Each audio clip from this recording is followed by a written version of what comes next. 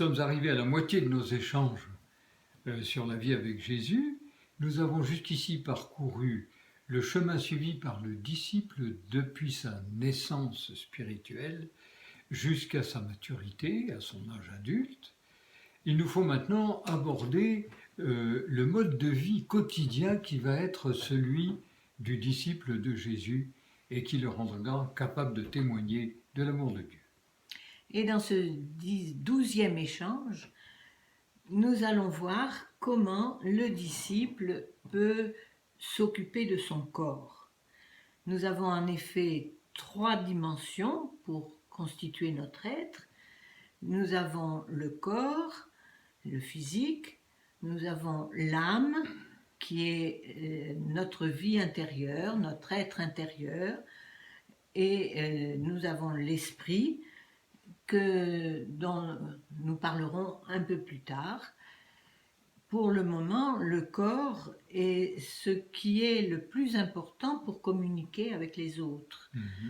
Et pour communiquer ce que nous ressentons, ce que nous pensons, et même nous pouvons exprimer par notre corps notre vie intérieure et notre personnalité.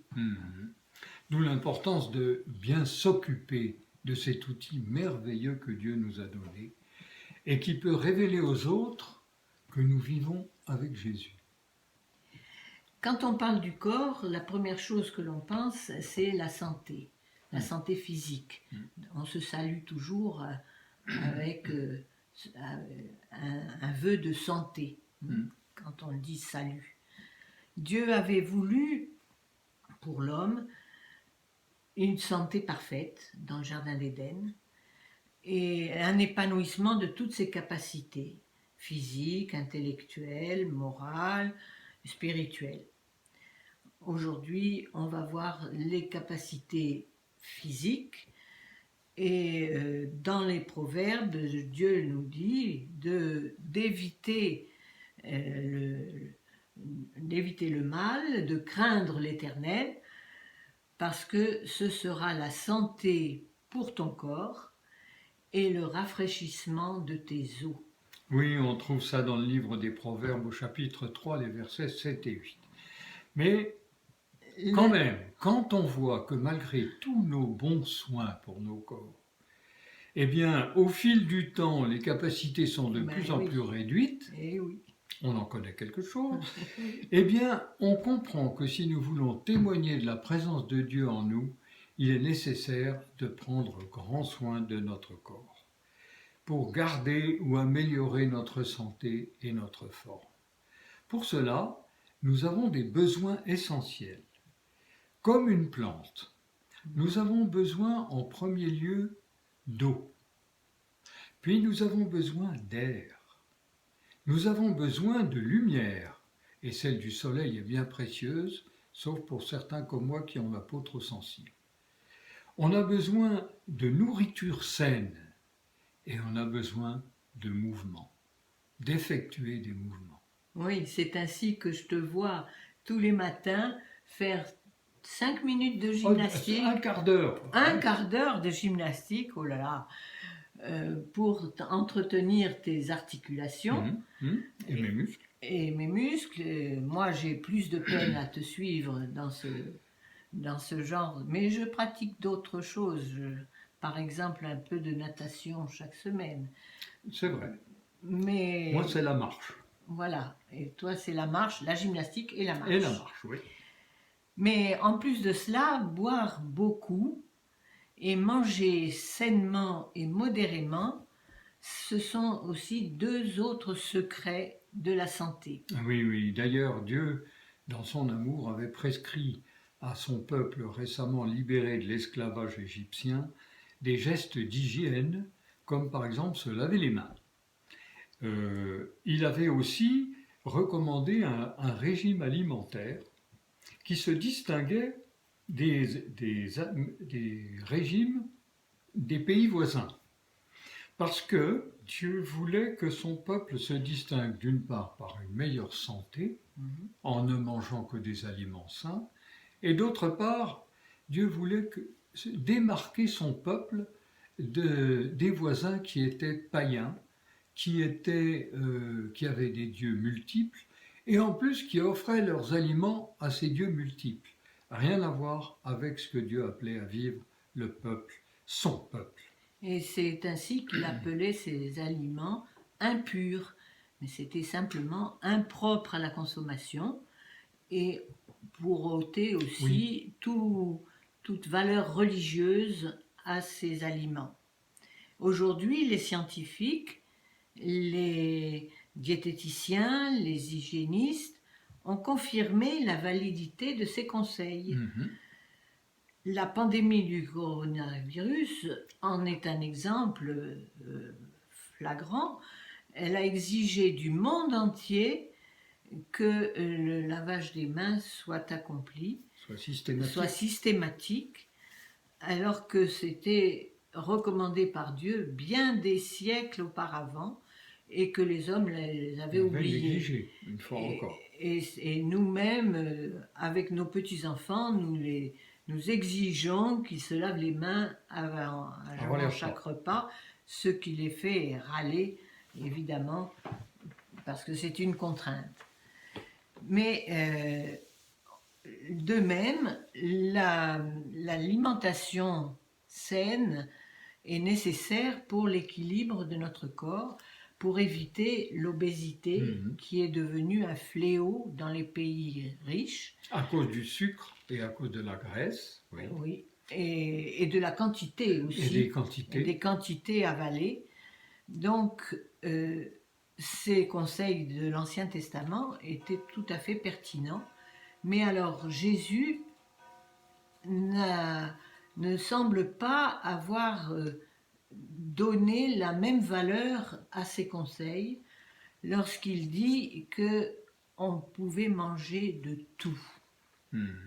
Dans Marc, au chapitre 7, versets 18 à 23, il dit « Ne saisissez-vous pas que rien de ce qui du dehors entre dans l'homme ne peut le rendre impur, car cela n'entre pas dans son cœur, mais dans son ventre, puis est évacué à l'écart. Il déclarait ainsi purs tous les aliments. Il disait, ce qui sort de l'homme, voilà ce qui le rend impur, car c'est du dedans, c'est du cœur des hommes que sortent les mauvaises pensées, prostitution, vol, meurtre, adultère, cupidité, méchanceté, ruse, dérèglement, regard envieux, blasphème, orgueil, folie.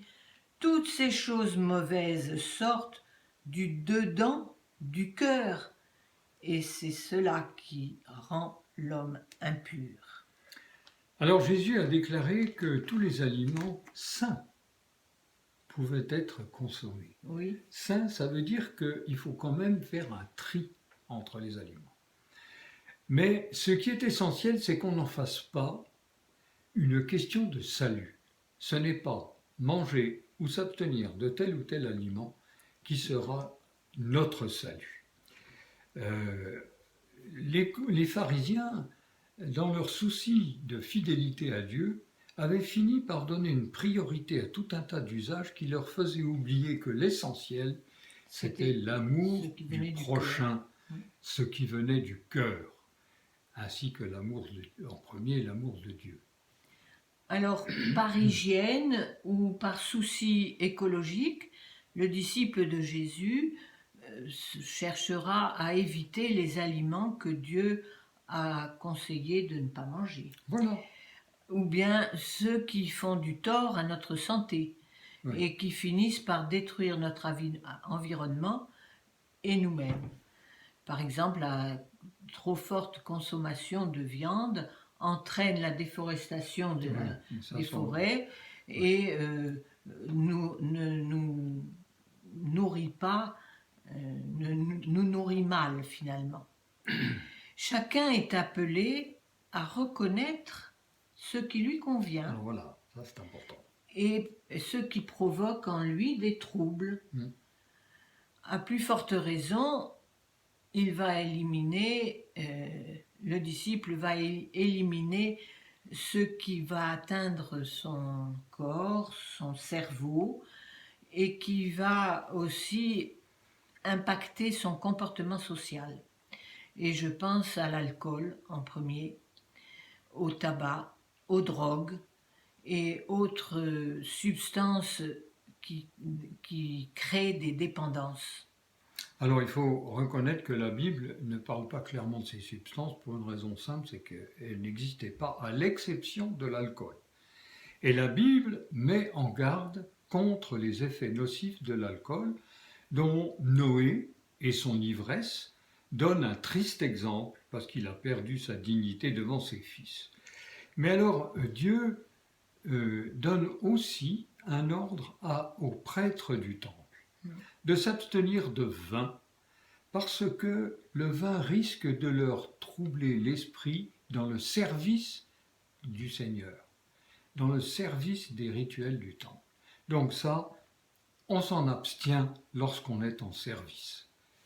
Alors cela invite à penser que le disciple de Jésus, qui veut témoigner de son appartenance à Jésus, préférera se démarquer des habitudes nocives de la société par sa sobriété, par son abstinence dans la consommation de tout ce qui nuit à sa santé physique ou psychique, par respect pour son corps, qui est le temple du Saint-Esprit. Et ça, c'est merveilleux, mais on l'oublie trop souvent.